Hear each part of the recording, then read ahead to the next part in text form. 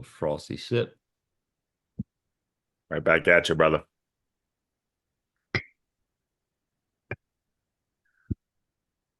Welcome back to wait, hold on. Forgot. Ooh!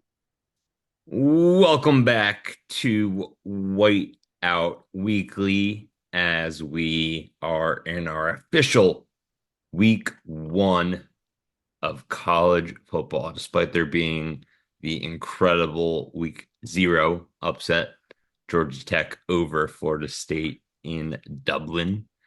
This is the week where all the teams play. You got a full slate Saturday, just sitting by the couch watching 8+ hours of football. And Penn State, we got West Virginia once again opening up with them week 1. The spread started at -8.5, went down to 7.5 with 118 juice. And I believe it is at 8 now on Yeah, draft. open up in the springtime, I believe it was started off at 11 and a half or 10 and a half or 11 and a half. And so it's moved quite a bit. Yeah, a lot of money on West Virginia. Hmm. Sure, that's a lot of sharp money trying to get that over a touchdown spread, I hope. Hmm. But yeah, I'm trying to see the juice here. Either way, we're gonna go through a big it's standard juice of -110, Penn State -8 on DraftKings, and then the over-under is 51.5, standard juice of -110. So over this week, I don't know if you saw there's a tweet. I don't know the guy's name on West Virginia. He's a defensive tackle, I think. Eddie Vesterinen, I think his Yeah, last. how he watched like the Cover King, Bo Pribula, that last touchdown run, like over and over, and he's like, "Yeah, it's bulletin Hmm. board material." And it's kind of just like, well, we had to run a play, and it Hmm. just happened to be a QB draw. He's just happened to be a backup quarterback, trying to flash his skills, scored a touchdown. And it's funny how they're kind of obsessing over that. Last touchdown, even though we did break open the 7-7 second quarter tie with 24 Hmm. unanswered points last year to win. But the first taste of the Cover King was amazing, winning Hmm. 38-15 when that spread was, I think, Penn State -20. Yeah, it And was quite the throw. yeah. And saying this is bulletin board material for them has then hence created bulletin board material for Penn State. So we'll Oh, take yeah. it. Expect a if it's yeah, expect another Cover King touchdown if that does You happen. bet your ass, baby. And I didn't even think of this. You brought this up during the week as we were preparing for this, but the Pat McAfee show. I did not realize. I mean, I know his ties to West Virginia, but I didn't realize how deep they ran and that he's doing his show live from Morgantown. Yeah, And we got news of school closures, early dismissals. oh God, It's got vibes of that place is gonna be rowdy. yeah, granted this different environment, different type of team, but it's got some vibes of if you remember a couple of years ago when Maryland was hosting Penn State, they canceled classes on Friday and ended up getting their butts whooped 59-0 that night.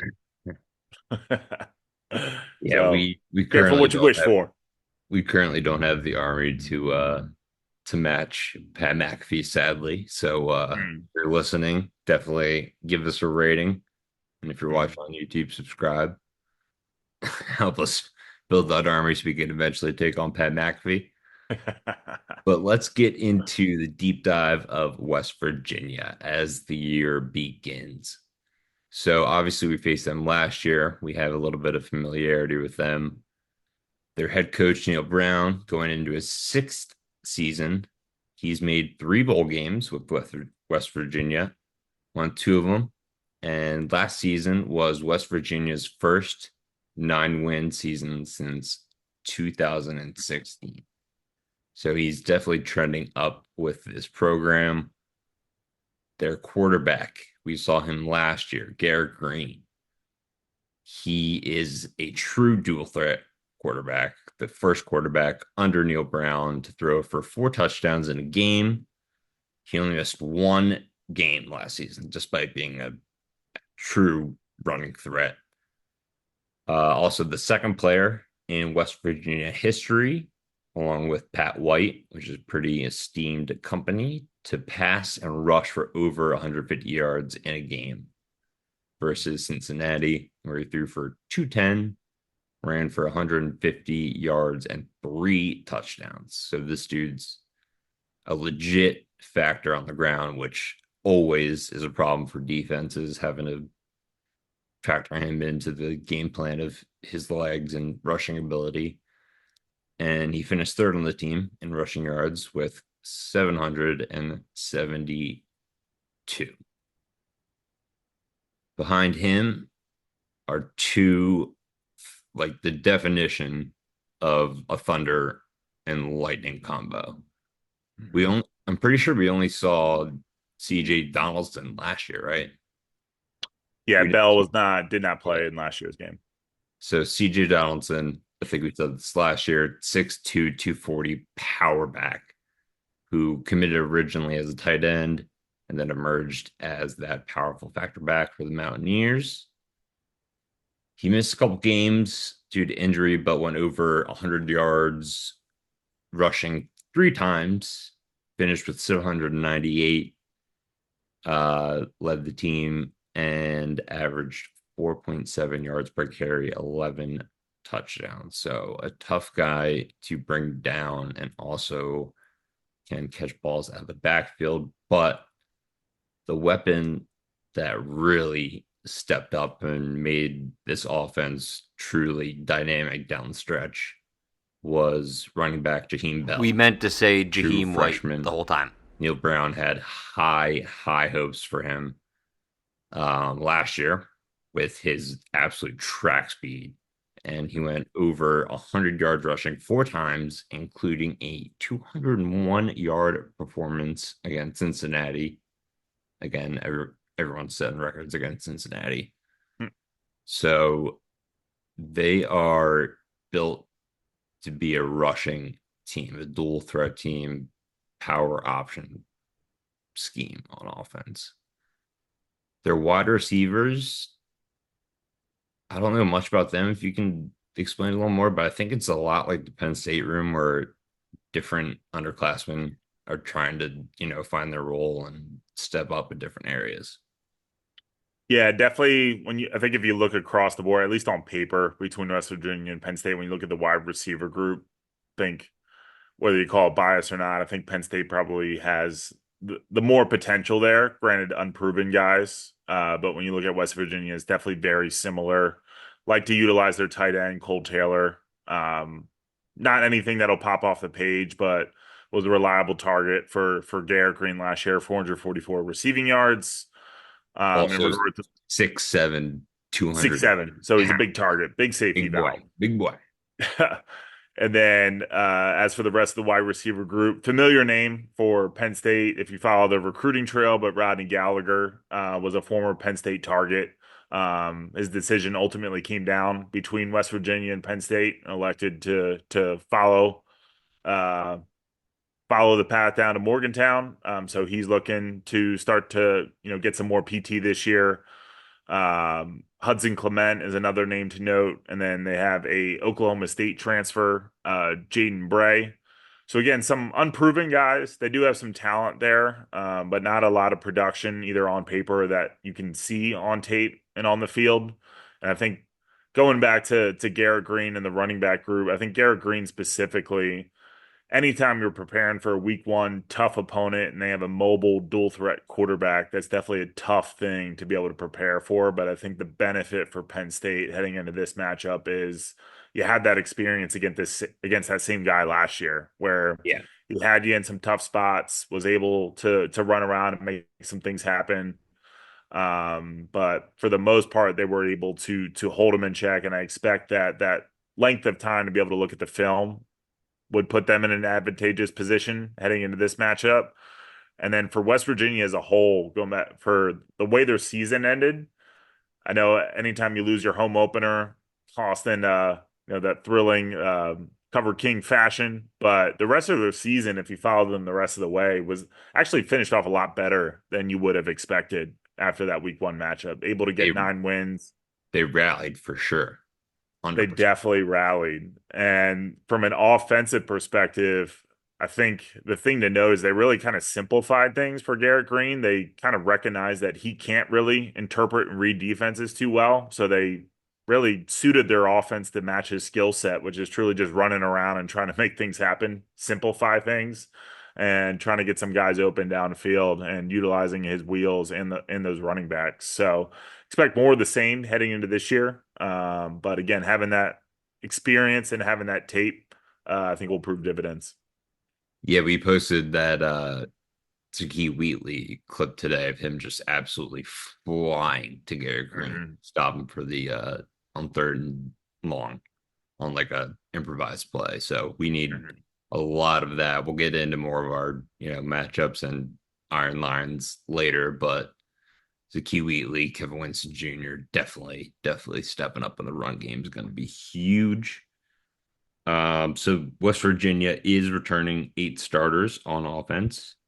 Their offensive line did lose that starting center Zach Frazier to the draft, absolute stud, and their right tackle Doug Nestor, but they return 113 career starts across the line, starting with Brandon Yates. He started at 4 different offensive line positions, and they'll probably fill that role, the big shoes at center, and Brian. So he'll be the center, and then probable left tackle is going to be Wyatt Millum. They also have their left guard, Thomas Rimac, 6'6", 314. He has had a lot of hype coming out of camp as an absolute stud.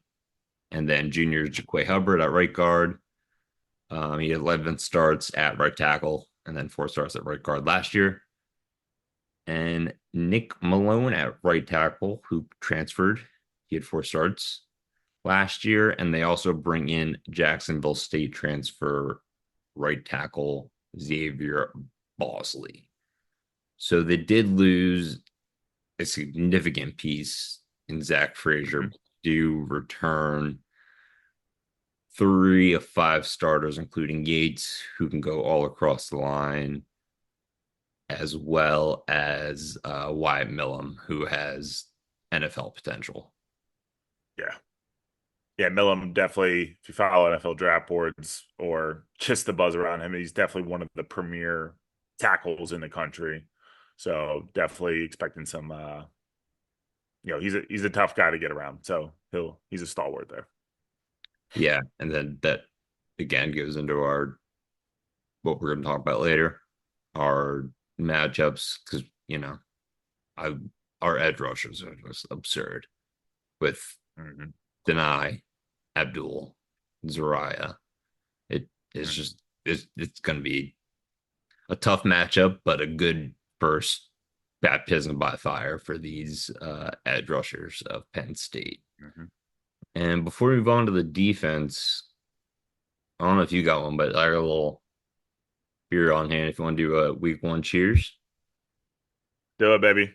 to a good year. Here To we a go. good year, to another season. Starting it off.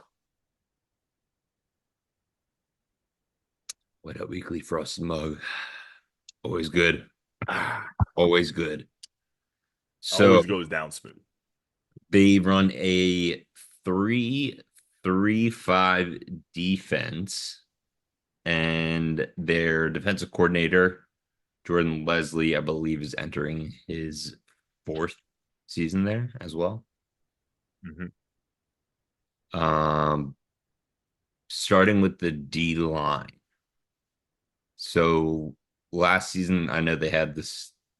It was we said it in the last episode or last preview that they had the four same defensive linemen start every game for them last season. This year they lose their nose tackle Mike Lockhart, who transferred to SMU, and their bandit position Jared Bartlett, who also transferred to Cincinnati.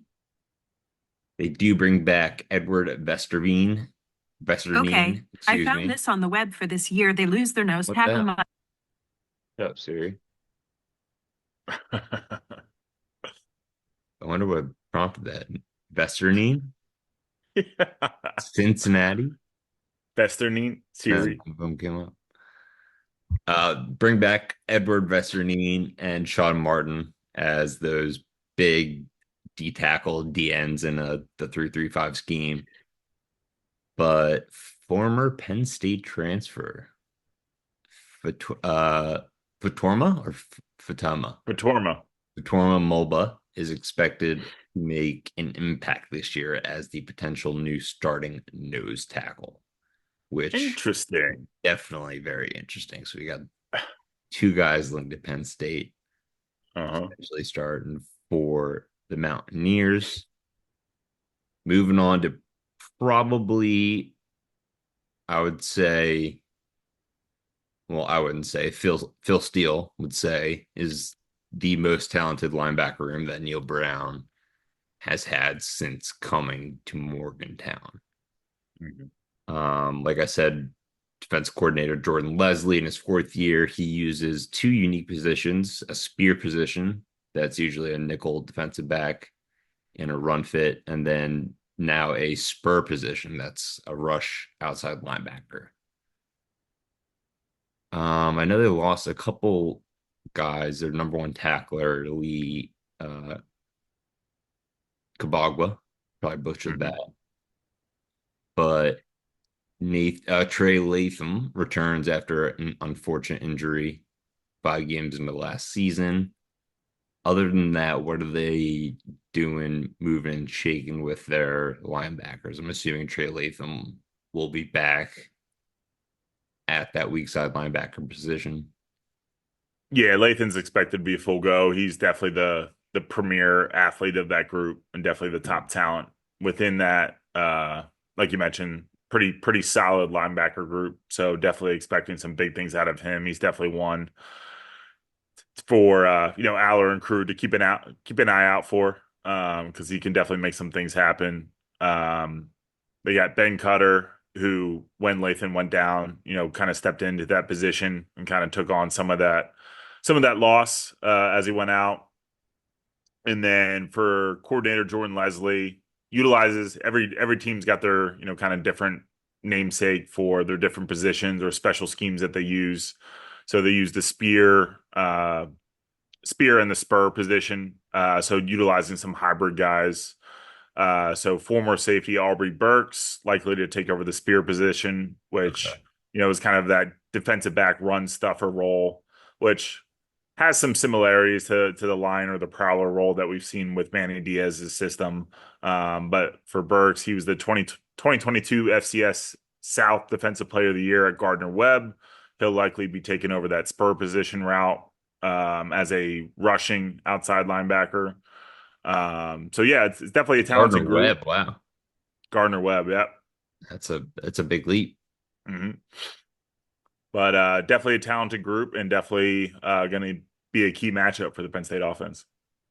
Yeah, especially if, last year I know we passed the ball we all over the field against them, but if we're gonna stick to that identity of the dual threat running Mhm. backs of Singleton and Mhm. Patron, we definitely need to get some chunks at the beginning of the game just to open up the passing game for Drew Aller. Lastly, we'll move on to their secondary, which might going from the strongest unit on West Virginia defense to potentially the weakest. Not really sure how to judge this. They lost two starters, key starter in Beanie Bishop Jr., who had 20 pass breakups and 4 interceptions last year. Obviously, led the team in those categories. And cornerback Malachi Ruffin, who had 5 pass breakups and 1 interception. They brought in both senior cornerbacks Garnett Hollis and junior safety Jaheim Joseph, who are both transferring from Northwestern. And then sophomore Aiden Garnes, who had 13 pass breakups for Duquesne last year.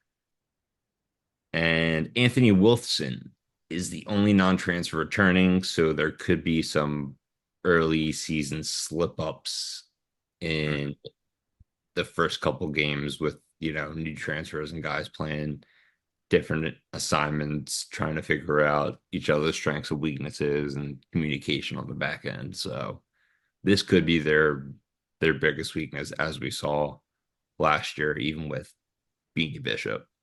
Yeah, definitely some inexperience there. So definitely a group that you want to be able to take advantage of in a week 1 matchup where they're still getting their feet under them, trying to figure some things out. So definitely something to look for Coach K, Andy Kotelnicki, and crew to look to exploit. So Caden Saunders is out this game, correct? I believe current status is, and based on, so Franklin actually, we're recording this on Wednesday, had his presser a little bit before we're recording live here. But Saunders has some bumps and bruises, so he is going to likely be a game time decision. Not completely ruled out, but him and actually Khalil Dinkins as well are both currently dealing with some bumps and bruises. So their status is uncertain at this time. Okay. I was gonna say, yeah, Caden Saunders deep ball. That would definitely help. But Mm-hmm. my breakout candidate of the year, Amari Evans, can definitely fill that role.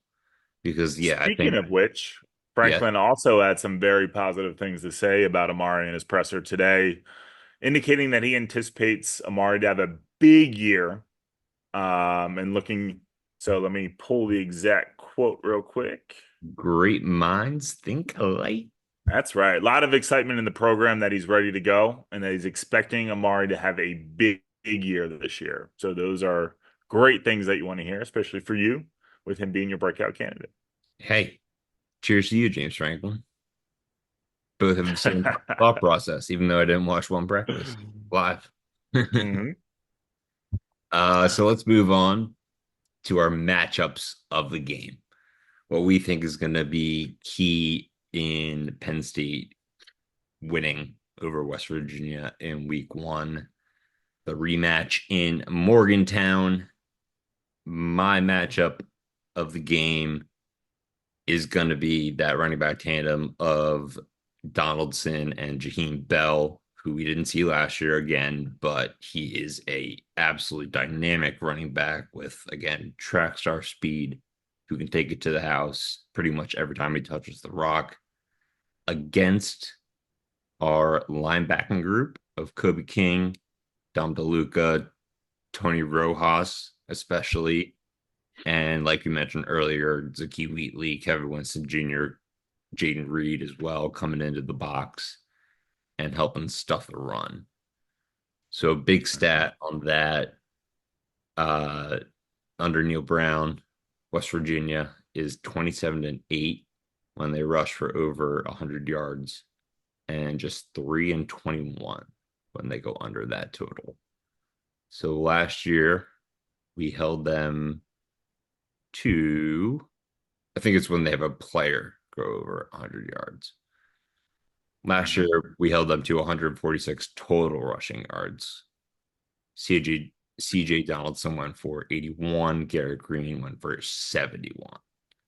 So with obviously Kobe King is experienced and a solid run stopper. Dom DeLuca, as solid as it gets in the run game. Tony Rojas, big expectations from him this season.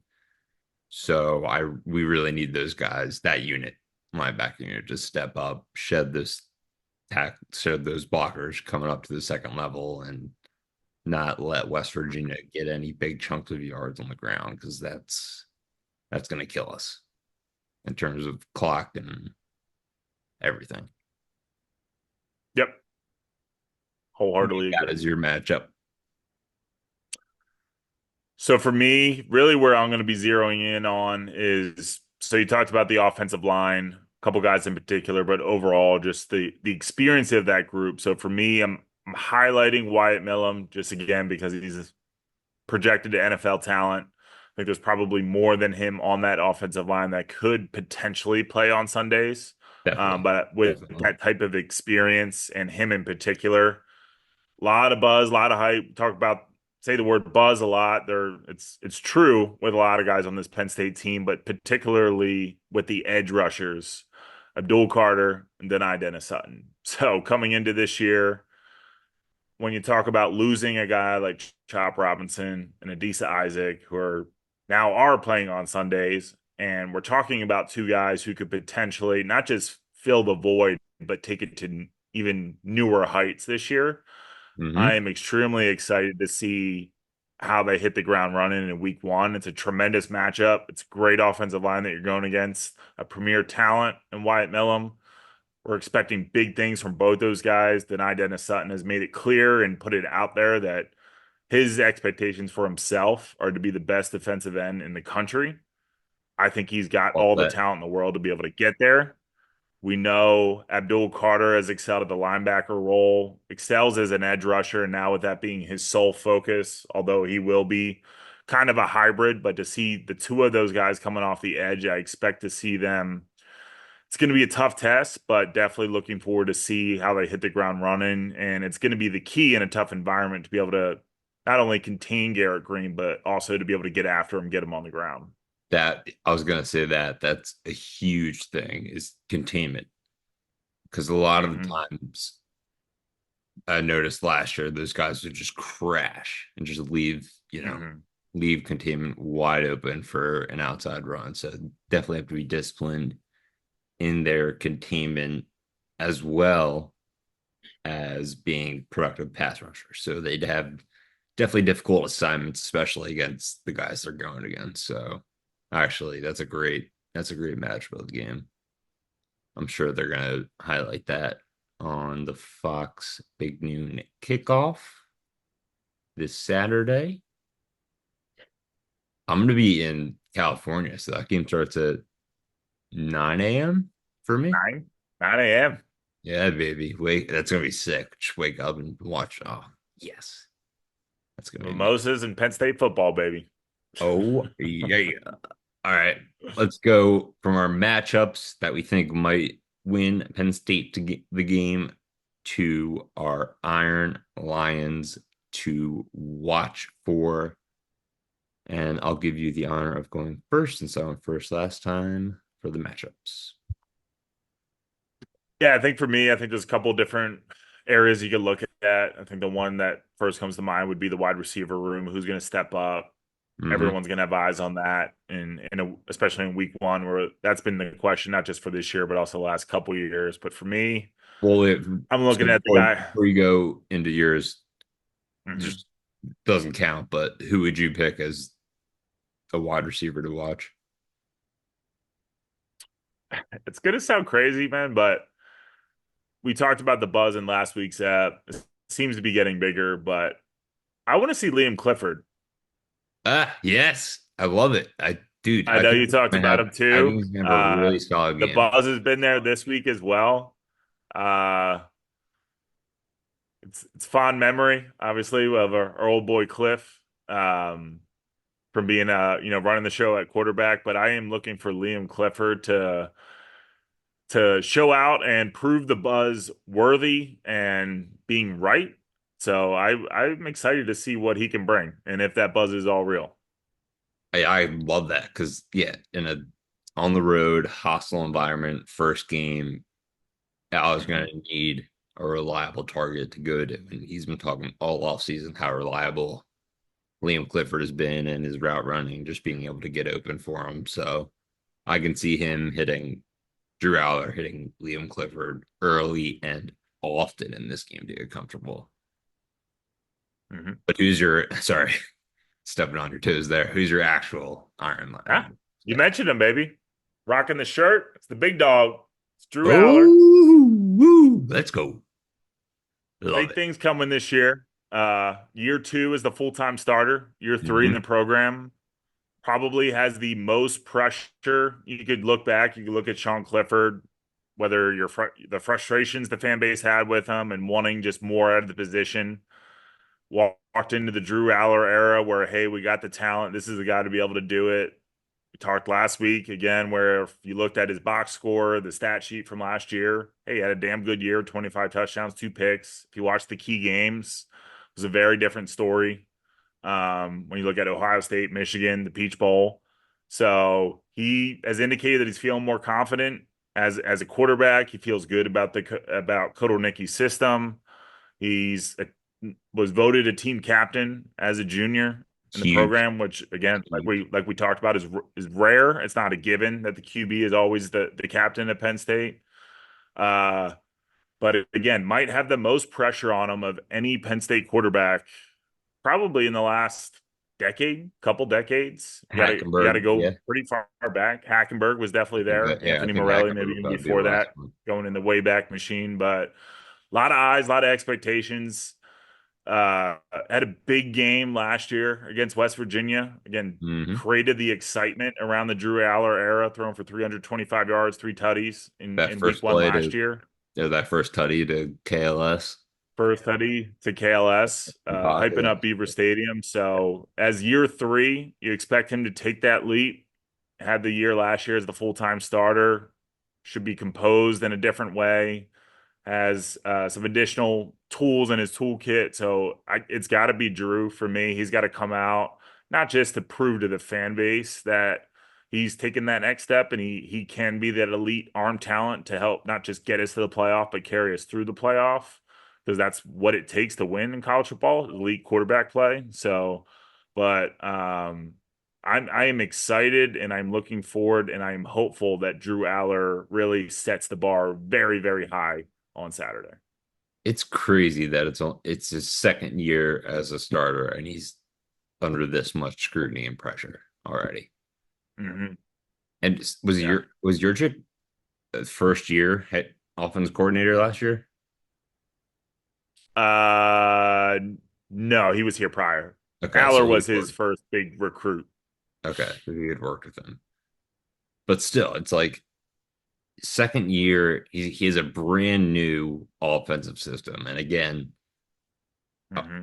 you can go back and forth between is it Aller's skill set? Was it the play calling? What went wrong last year in terms of the offensive production? But Hmm. yeah, I totally agree. I think with this new offensive system, it's going to create comfortable throws for Drew Aller, but then also open up the deep ball as well.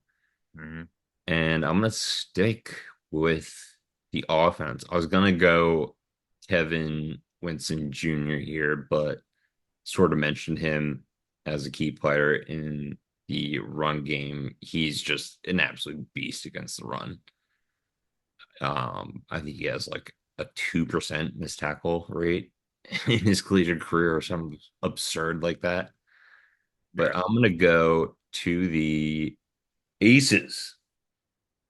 Actually, win Hey, here. Available on Whiteout Weekly. Going with let's go.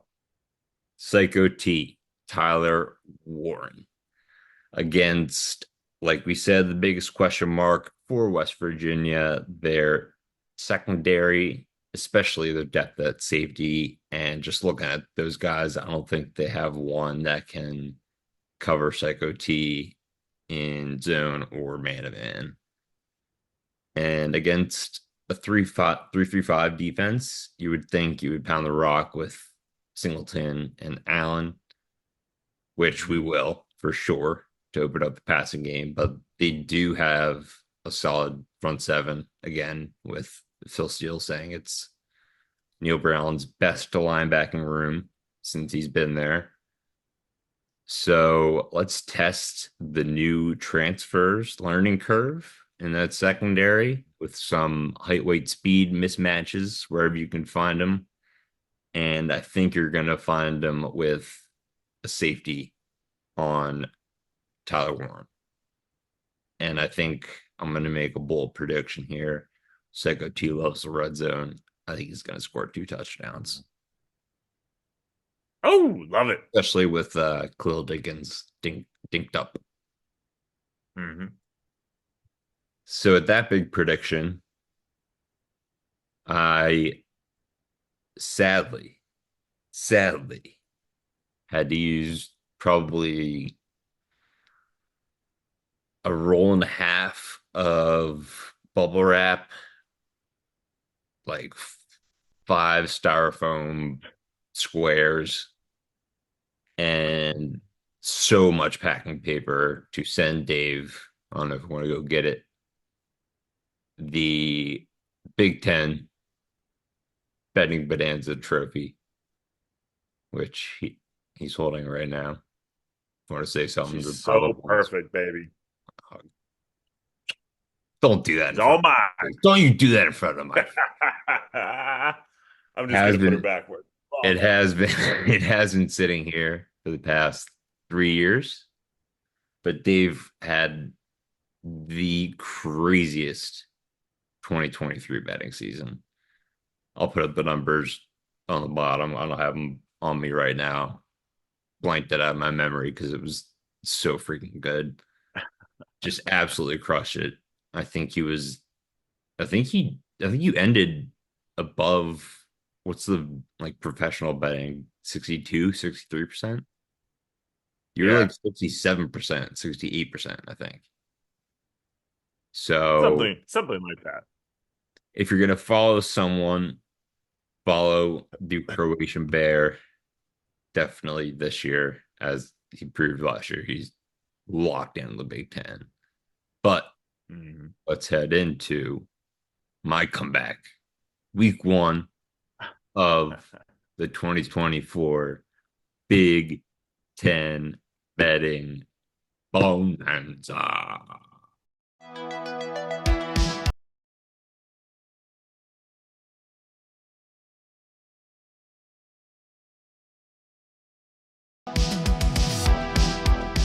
It is the Big Ten betting bonanza week number one. We got games Thursday, Saturday, Friday, Saturday, any Sunday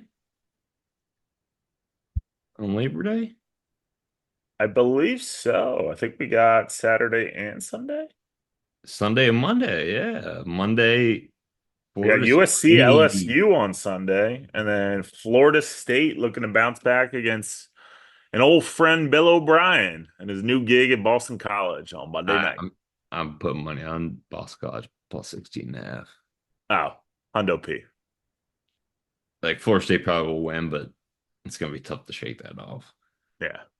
All right, well, this is new territory for me, not being the winner and returning champion of Big Ten betting bonanza. So I mean, I guess you go first. This is don't really know what to do with my hands right now, but Yeah, you hang go on. first. What is this feeling?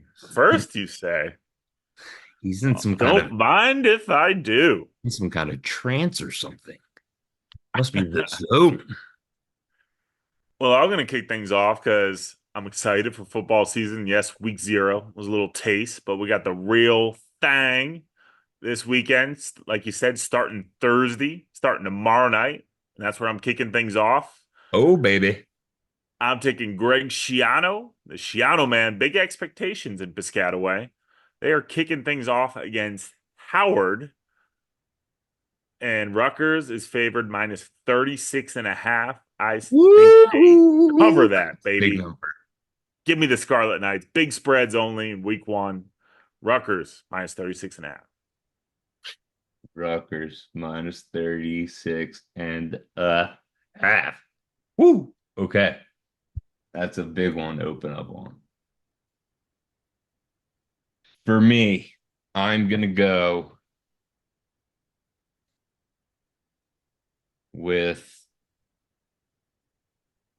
so this spread was weird to me because I need to find it first. I've scrolled all the way down. One sec, folks. I am also going to stick. Oh, you were third. Yeah, I'm also going to stick with the Thursday night craziness. We got UNC Oh, at the Minnesota Gophers. UNC minus, originally I saw 2.5. Now they're down to two, minus 108 juice. Minnesota is returning eight defensive starters hmm. and I believe eight on offense as well. UNC lost, obviously, Drake May, so they had to fill in that void. They do have a sick running back, Amari Hampton, Hmm. but I think Minnesota gets it done here. Their first game at home, they're +2, which, if you think about it, home teams automatically get like a 2 to 3 point spread. So this is kind of saying North Carolina -4. Hmm. So I'm just going to take the straight up Golden Gophers money line at +1. Ooh, you're rowing the boat week one. Ski I'm you, rowing ma. the boat week 1. I got to start out hot. I got to start out hot. That might have been a reckless pick, but I need to. I'm not playing it safe. I'm going for the all time record. I respect it. Come out swinging, baby. All right, so for pick number two, big expectations, very talented roster, as always in Columbus, Ohio. Ohio State Buckeyes kick off things on Saturday at 3:30 against the Akron Zips.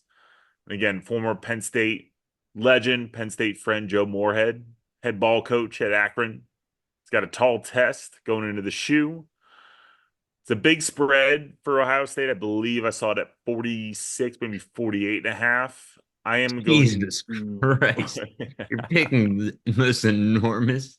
I'm at a No, combined no. total of all I was viewers. just mentioning what the spread was. I am going with the over on this one, over Okay. 58 and a half. Okay. Okay. I anticipate Ohio State's flashy offense. Yes, they're breaking in Will Howard, but they got Emeka Ibuka. They got two studs at running back. They got the freshman sensation Jeremiah Smith. They got a highly touted defense that I anticipate to score at least one, maybe two touchdowns on some Akron miscues. I'm taking the Buckeyes over, or sorry, total over in this game, 58 and a half. Against Akron. All right. So you think Akron can, you think Ohio I think State's they'll going get to on seven. their own, or do you think I think Akron's they'll battle I a think little they'll get bit? seven, and Ohio State maybe puts up 50 plus. So All right. 56 to 7, if you will. All righty. I am going to go with my second pick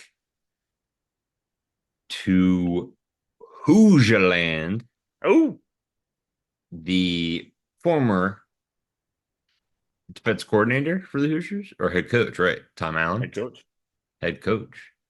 Now at Penn State, they got a new look, new coaching staff. They're -21.5 against FIU, Florida International.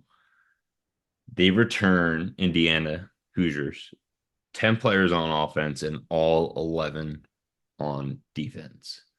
And the one player I just want to mention is Donovan McCulley, 6'5", 203. He's going to be an absolute problem in the Big Ten. And FIU, I think, is just kind of bottom feeders in their conference. And just looked it up and it's slipping my mind. Not going to spend time on it. Going with the Indiana spread of minus, this is a tough one, 21.5. Oh. I know they got to get 24. Got to kick that field goal. I should really look at their field goal kicker. Shit. Did not check that. All right. Final pick. Wouldn't be right if I didn't kick off this wonderful season touching this game, but we got our beloved Nittany Lions in I Morgantown. knew it. I knew it. I should have picked this one before.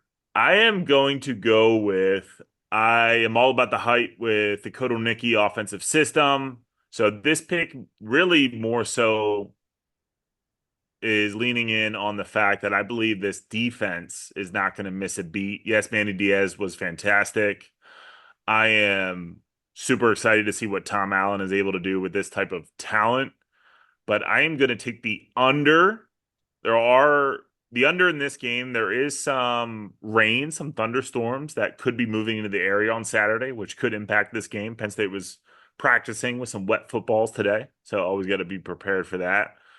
But I'm going to take the under 51.5. I do expect to see that heavy dose or a dose of explosive plays from this offense. I expect them to put up some points, but I believe this defense is going to come off on the right foot and shut down this Mountaineer offense and limit their ability to put points on the board. So that's why I am taking the under 51.5. Literally took my right there. Bang. Ah, 51.5. Yep. Now I the got a little. joys of going first. Oh, what it means to be a No, champ. I should have picked that second. That should have been my second pick. I knew you were gonna do that. Why did I? Oh my God. All right. Scramble time. Mm, We're gonna go. Where's that game? Bang. I think it's on a Saturday.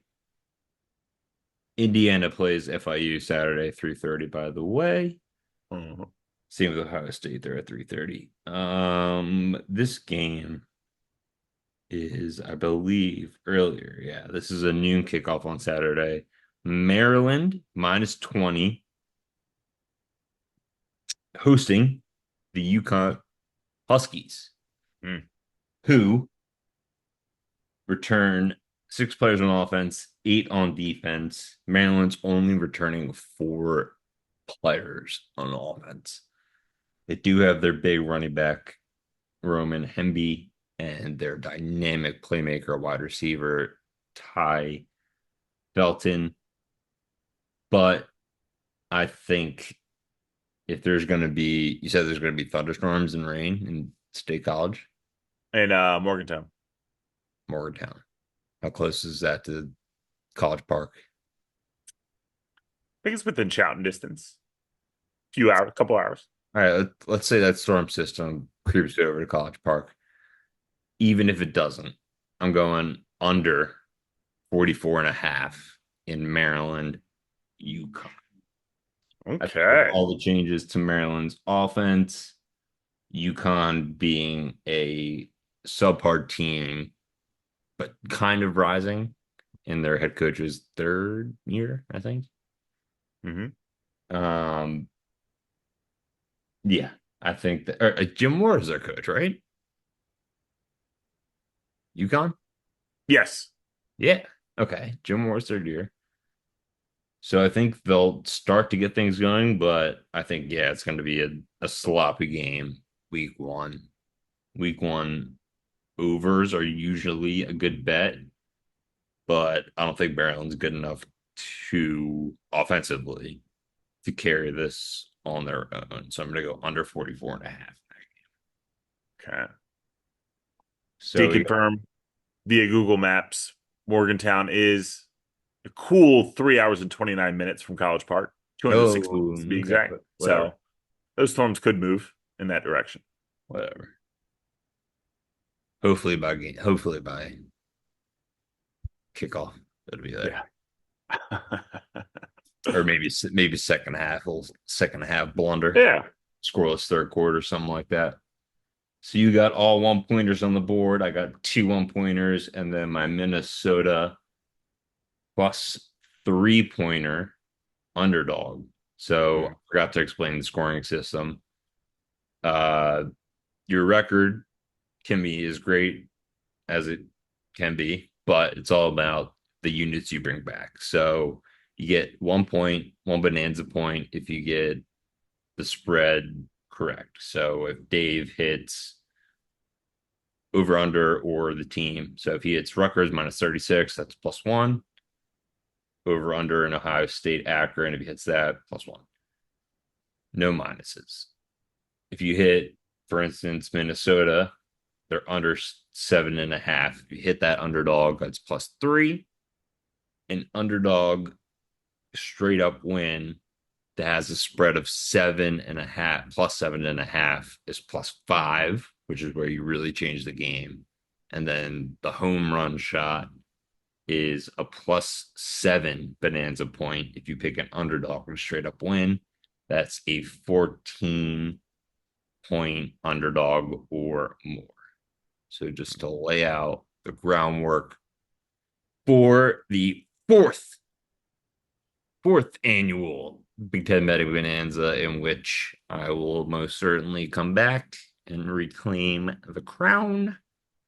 Dave will have to ship that thing back to me and do all of that hard work that I had to do shipping that.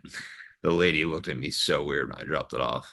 Yeah, it's kind of fragile. She's like, "What's in it?" And I was like, it's kind of like a fun trophy with my friends, a 10-pound dumbbell." She was, uh, okay.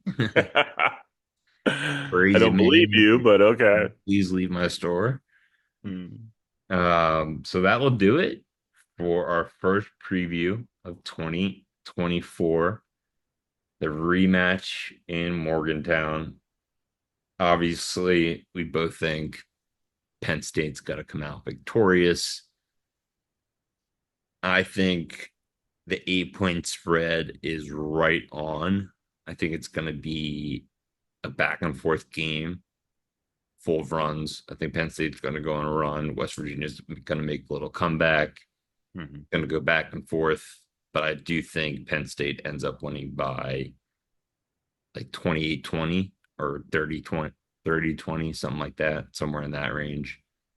I think we have a few red zone stops that really changed the momentum of the game.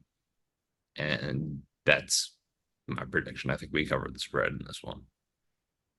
What do you Yeah, think? I think so too. I think if you look at this game, for me, kind of reminds me a little bit if you look a couple years ago when Penn State opened on the road against Purdue in that thriller, Mm-hmm.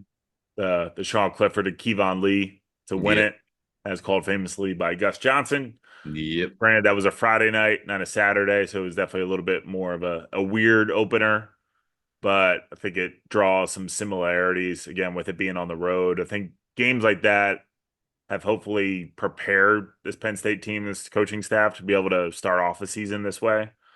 It's going to be a tough environment. Uh, as indicated, it's a hard ticket to find in Morgantown, West Virginia. All they care about is Mountaineer football. So they're excited about a chance to be able to start off the season right with a big time upset. So it's a good opportunity to see what this team's about. And but I do think they come out victorious. I'm excited about the new offense and all the pieces that can be placed within that scheme to get them the ball in space. And we're going to see a lot of different guys getting touches to get a good feel for what this offense can be. But I do also expect the defense to come out rocking and rolling because I think it's a talented group that has potential to maintain their status as a top 10 defense in the country. So I think Penn State does cover. I do believe that the under will hit, but I do think that they win by at least a touchdown or more. Let's go. Uh McAfee being down there makes me a little bit nervous. Hmm. Just in terms of the intrinsic value that he can bring to the Morgantown crowd. But yeah, let's do it. Let's rematch in Morgantown. Let's go 2-0. Show him who's Hmm. boss in this rivalry once again. And thank you to everyone who liked our hype video. We did not expect it to go that big. It was awesome seeing everyone rally around that and kind of like that. And if we want to compete with Pat McAfee, definitely got to grow our army. We love Hmm. all of our subscribers, all of our followers. We're going to keep growing, keep grinding. And here's a big cheers to week one, not only of college football, but I think we got 5 straight days of college football. And then we're going into week one of the NFL. Eagles play the Packers in Brazil. That's going to be epic. So, such best time of the year. Yep. And my birthday's coming up, so could not be better. Couldn't be more thrilled. Most importantly. No, most importantly, football. I don't give a fuck about No, birthday. most importantly, your birthday. I'm one of those guys who I could do nothing for my birthday and that'd be totally fine. But it is the most wonderful time of the year, and we want to thank you guys for letting us do this. Two alumni talking about their passions and supporting us the whole way. So cheers to a great year. We will see you guys next week after a big Penn State victory down in Morgantown. We're back, baby. Make sure you get your merch. Get them stickers. Aces Wild. Get it on the site. Thanks, guys.